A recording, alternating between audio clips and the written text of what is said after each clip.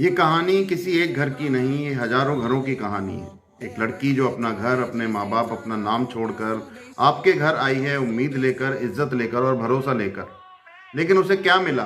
कभी कहा गया काम ढंग से नहीं करती, कभी कहा गया ज़्यादा बोलती है, कभी कहा गया खाना बनाना नहीं आता। और धीरे धीरे उसे हर दिन एहसास दिलाया जाता है कि वह कमतर है।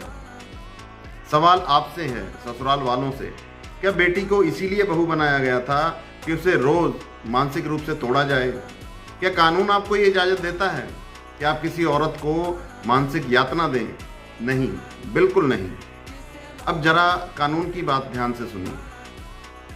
आईपीसी की धारा 498 ए के तहत अगर किसी विवाहित महिला को ताने दिए जाते हैं, बार बार अपमान किया जाता है, मानसिक या शारीरिक रूप से प्रताड़ित किया जाता है, तो ये अपराध है। पति, सास, ससुर, ननद, देवर सब आरोपी बन सकते हैं। सबको 3 साल की सजा हो सकती है, जुर्माना अलग से। घरेलू हिंसा अधिनियम 2005 ये कहता है कि घरेलू हिंसा का मतलब सिर्फ मारपीट नहीं है। ताने, डराना, बोलने से रोकना, हर बात पर नीचा दिखाना, ये सब मानसिक हिस्सा है। और इसके तहत महिला को अलग रहने का, भरण पोषण लेने का, मुआवजे का अधिकार है। आप उसे घर से भी नहीं निकाल सकते, आदेश अदालत देगी। अगर किसी महिला को मानसिक रूप से प्रताड़ित किया जा रहा है तो उसके पति को उसे हर हाल में खर्चा देना होगा, चाहे वह उसके साथ रहे चाहे ना रहे।